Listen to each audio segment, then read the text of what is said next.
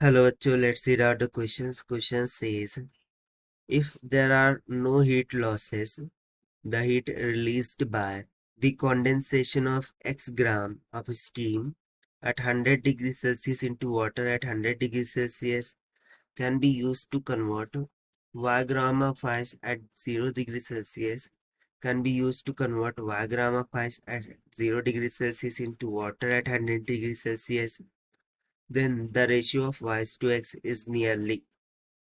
So यहाँ पर हमसे बोला जा रहा है कि यदि हीट का कोई भी लॉस नहीं हो रहा है, तो जो हीट रिलीज होंगी condensation of x gram of steam, जो कि बेस 100 डिग्री सेल्सियस पर है, टू दैट ऑफ वाटर, वो भी 100 डिग्री सेल्सियस पर है। तो इसका हम यूज कर सकते हैं to convert y gram of ice, जो कि 0 डिग्री सेल्सियस पर है, और इसको फिर हमें कन्वर्ट करना होगा 100 डिग्री सेल्सियस ऑफ वाटर पर। सो इन दोनों का हमें क्या निकालना है, रेशियो। तो चलिए स्टार्ट करते हैं सोल्यूशन से।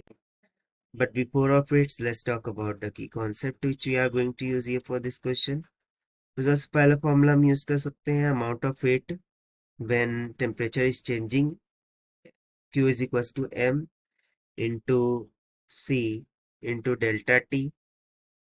और second formula amount of heat when phase is changing, M into L, जहाँ पर C स्पेसिफिक कैपेसिटी है, तो L latent heat of fusion. तो चलिए फिर स्टार्ट करते हैं हम सोल्यूशन से।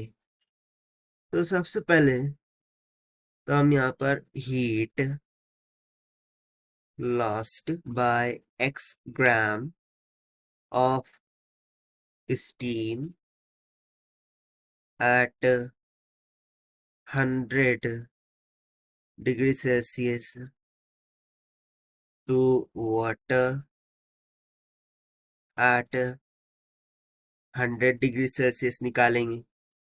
सो इसको हम मान लेते हैं Q1 की equal. So this must be equals to M into L के बराबर होगा, and that will be equals to, so mass कितना है, x ग्राम मल्टीप्लाई है ना latent heat of fusion for steam, ये हमें पता है 540 जूल्स पर ग्राम केल्विन की इक्वल होता है। तो चलिए हम इसको मान लेते हैं इक्वेशन फर्स्ट। उसी तरीके से द हीट रिक्वायर्ड, क्योंकि यदि एक लॉस कर रहा है तो दूसरा गेन करेगा according to calorimetry principle. So heat required by y gram of ice at 0 degree Celsius into water at 100 degree Celsius. So इसके लिए हम मान लेते हैं Q2। So this will be equals to, so देखिए सबसे पहले तो आइस को हमें कन्वर्ट करना होगा सॉलिड टू वाटर में।